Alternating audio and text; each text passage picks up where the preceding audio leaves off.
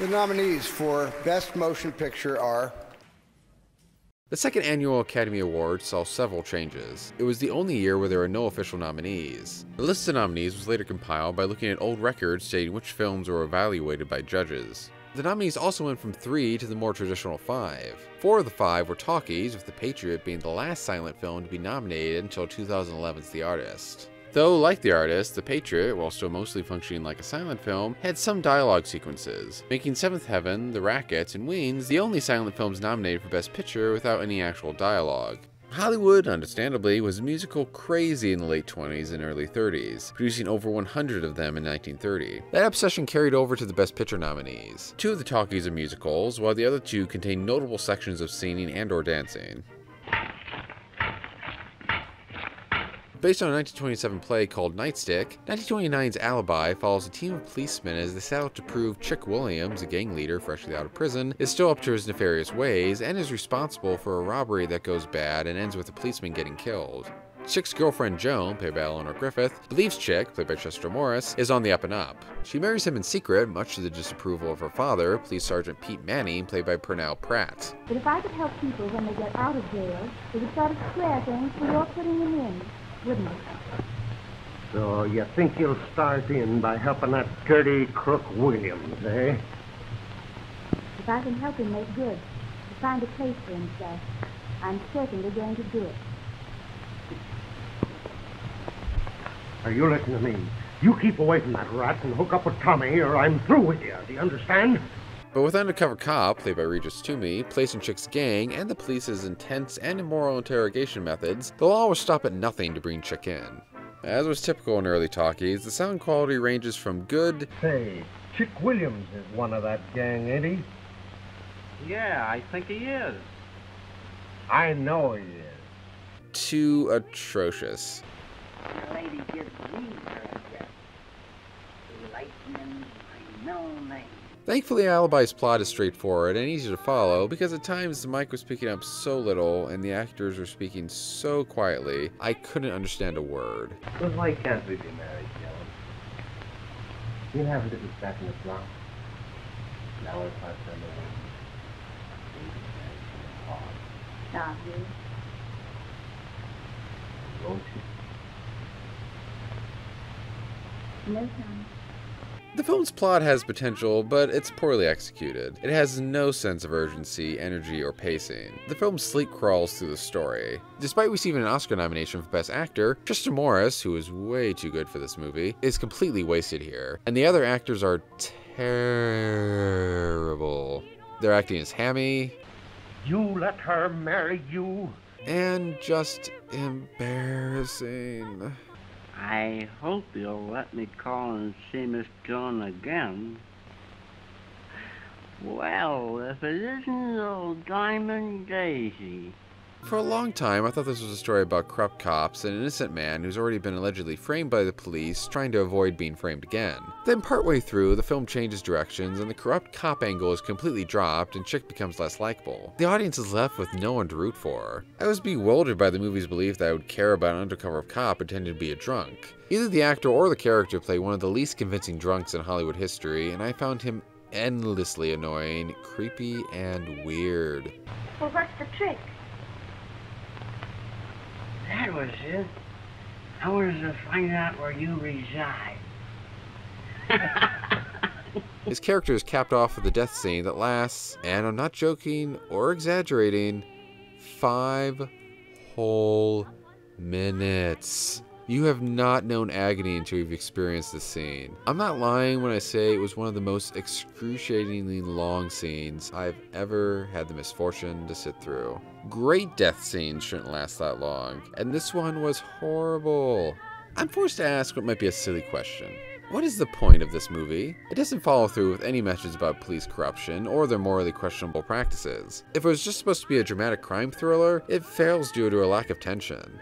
The only good thing about Alibi, The only good thing is its cinematography and art direction, the latter of which was nominated for but did not win an Oscar. Director Roland West experimented with sound, music, and the camera, and it shows. Sometimes the experimentation works, like when he gives us great shots that utilize light and shadow in a German expressionistic or film noir style, or when he displays wallpaper with sharp, angular shapes that would almost be at home in the cabinet of Dr. Caligari. And sometimes he uses sound effects in an almost musical manner.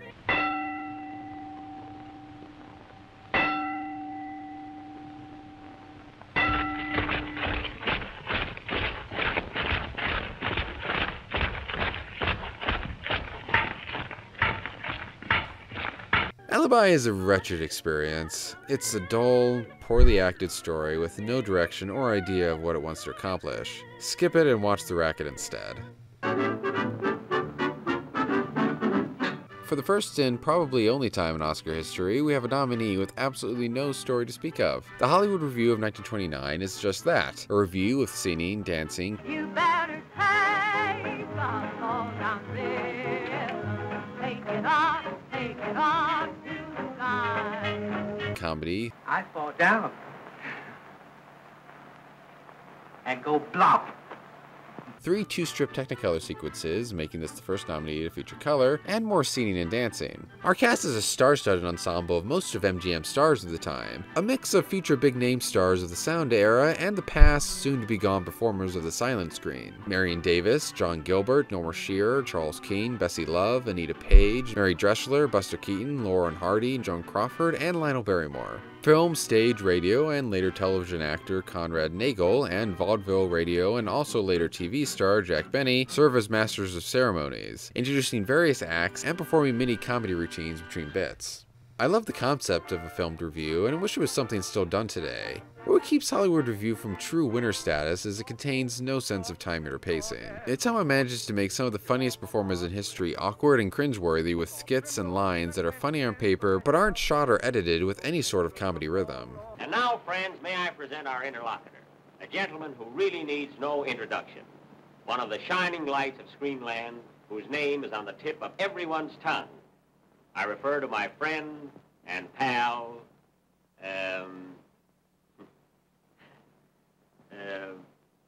friend... Conrad Nagel.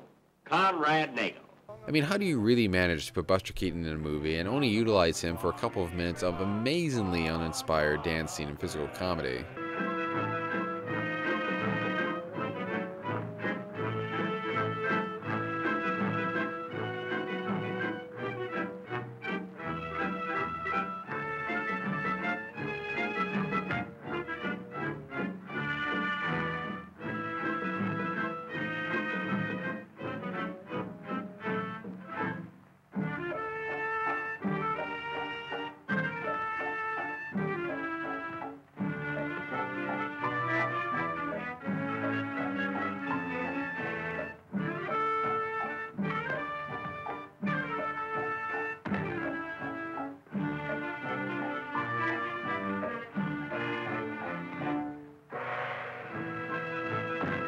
Still, some good comedy bits get through.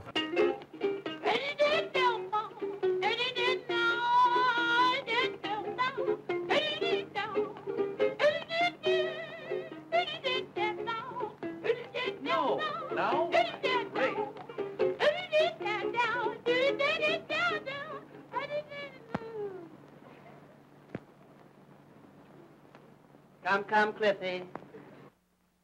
The songs fare better, but not by much. Mostly, they're only okay. Your mother, was she ever wrong? My mother made life just a song. When you were a kid, where did you want to be? Don't answer, I'll tell you on your mother's knee. They're not helped by director Charles Reisner's uninteresting static camera work. Reisner, director of one of Keaton's best-known films, Steamboat Bill Jr., shoots most everything as if this were a film stage show, utilizing mostly long and medium shots. A stage point of view is usually ill-suited for the big screen, but if you were to use it for any type of film, a musical comedy review would be it. But the lack of innovation and the step backwards in film storytelling, prevalent in so many early talkies, severely dates and hinders the movie for a modern audience. Probably the most memorable number is the premiere of Arthur Freed and Nancy Herb Brown's famous song, Singing in the Rain. I'm singing in the rain, just singing in the rain. What a glorious feeling, I'm happy again. I'm laughing at clouds so dark up above. The sun's in my heart and I'm ready for love. It's nice enough, but goes on way too long, and while having an old charm to it, pales in comparison to the more famous Gene Kelly rendition over 20 years later. I would give this a higher recommendation if it were 90 minutes as opposed to almost 2 hours, but as is, the last half hour makes the whole affair rather long in the tooth. The Hollywood Revue of 1929 is best viewed as a time capsule of what was then popular entertainment performed by then top-tiered names. I derived some enjoyment out of it because I have a modest affection for that era's musical numbers, and it's hard not to smile when actors like Crawford and Laurel and Hardy come on stage. Now remember, don't take your hat off.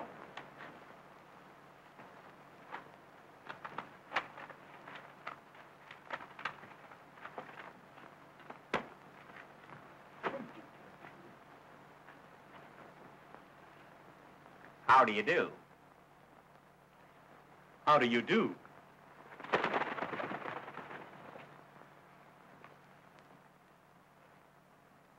But the film's severely dated and lacks the energy, charisma, and timing to be a strong recommendation. Maybe just watch the bits that interest you the most and leave it at that.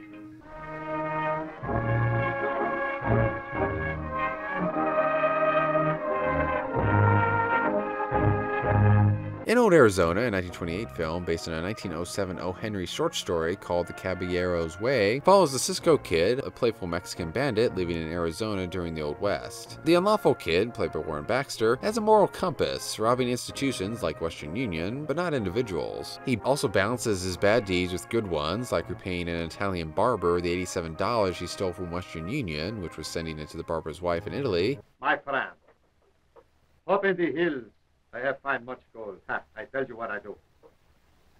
You fix for me a nice bath with nice sweet soap, nice new towel. And then when I go away, I make up to you all the money you lose. Gracias, signore. You are very kind. And he loves and dotes on his girlfriend, Tanya Maria, played by Dorothy Burgess. But the law wants the Cisco Kid to be taken in dead or alive and has placed a $5,000 bounty on his head. Sergeant Mickey Dunn, played by Edmund Lowe, is assigned to catch the kid at any cost, and the unfaithful Tanya may be willing to help. In Old Arizona has the distinction, or at least the claim, of being the first talkie shot outdoors. It may be the first feature film set outdoors, but exterior sound shorts date back to at least Thomas Edison's 1913 film The Deaf Mute. I was instructed to surprise the enemy. I found them drawn up on both sides of the pass. We fell into an ambuscade, and I was lucky to escape with the loss of 100 men. Whether or not it's actually the first full-length outdoor sound film, it's still impressive that the filmmakers managed to get such good audio outside in 1929. Just be warned that there are imperfections, like a faint echo in at least one instance. My friend, we are in very dangerous pieces. We must work quick. And muffled dialogue that, mixed with the Western dialect, can make it slightly hard to understand what people are saying, especially if you aren't working with particularly good speakers. Boys, I was held up down here at the Devil's Pincushion by that Cisco Kid. And I sure would have killed that fellow, too, if my gun hadn't hung, wouldn't it, Bill? You sure would have. Warren Baxter is lovely as our star. He's charming, likable, and gives In Old Arizona its heart. It's also nice to see a Mexican character on screen. It's a real shame he's not played by a Mexican actor, because it's not like there weren't plenty of them at the time, known or otherwise, who would have loved to play the part. Still, Baxter appears to be trying to play the Latino Cisco Kid respectfully, even if he did set a precedent for the stereotype ways Mexicans talked in the movies. But I'm afraid if I keep this date, I will have to kill him. He is so charming, too. I hate to do this. It's a slightly problematic performance, given Baxter is a white guy from Ohio and not from Mexico, but he's still good and deserves to be in a way better movie. Dorothy Burgess as Tanya is painful. I'll admit I did have some fun with her over-the-top performance, but she's trying too hard to be ethnic and a bad guy, and it ends up being more embarrassing than anything else. It's actually a little hard to watch. It's so soldier. He threw himself at my feet. An Americano soldier. A officer. A general he was. He looked at me and he said, Dios, what a beautiful figura that girl he's got. I would walk over broken glass in my bare feet for just one of her kisses. That's what he said. Edmund Lowe is standard early talky bad hammy acting. It's the type of acting that makes you groan because it's not good, but it's also not bad enough to make fun of too much. It's this weird middle ground where all you'll find is awkwardness. You are a conceited fool. Yeah? Well, you're no stricken violent, baby. You can't understand any man not falling in love with you, huh? Well, what is the matter with me? Turn around, let's see. You think my favors are cheap, eh? You think I'm like these other women, eh? How do you know what I think? I don't care what you think. Well, that makes everything square, baby. He makes an awful foil for the kid, not nearly smart or capable enough to be a true threat. They only really share one scene together near the beginning, and a nice sequence that is followed by what I've seen described as a cat and mouse game, which is a really generous way of putting it since it features no tension until the film's last 30 minutes. Instead, following an entertaining first half hour, the movie treats us to 39 minutes of absolute boredom. Our characters drone on, Breaking my heart. I wish I hadn't left my husband. Well, I'll have the gent stop it. No, don't do that. I enjoy it. Terrible sad though, ain't it? Yeah, it sure is. He put so much soul into it. Is that what he's putting into it?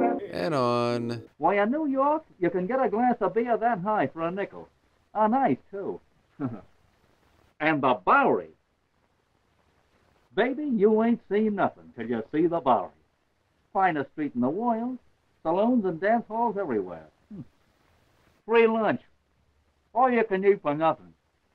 And the finest whiskey, 10 cents a throw. You can pour it yourself.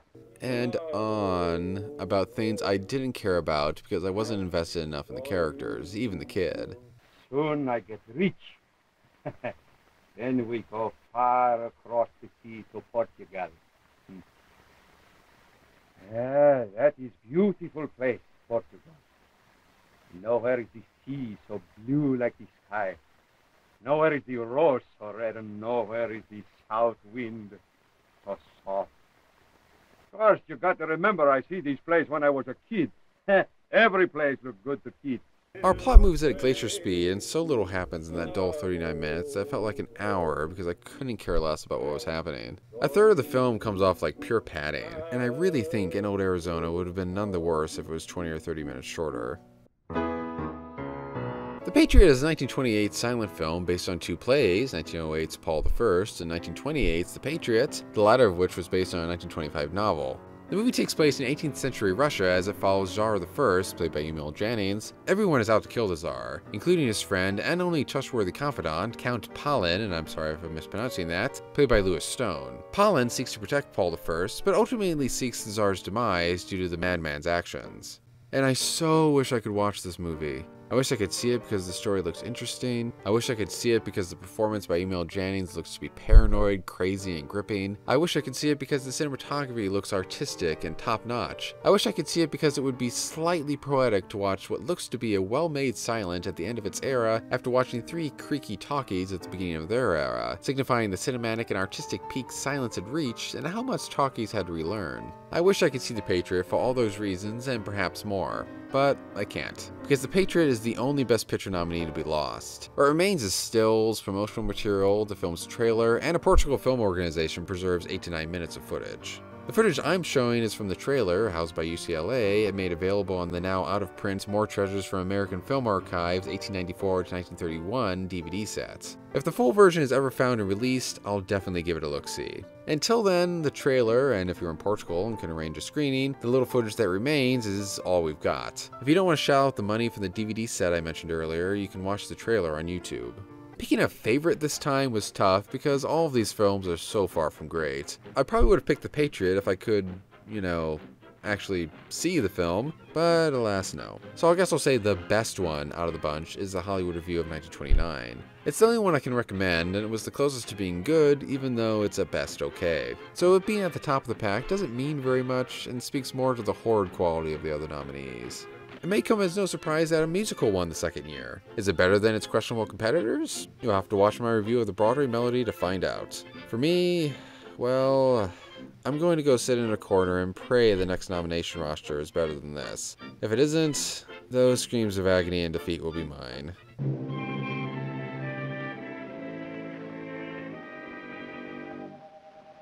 Don't bring a frown to old Broadway.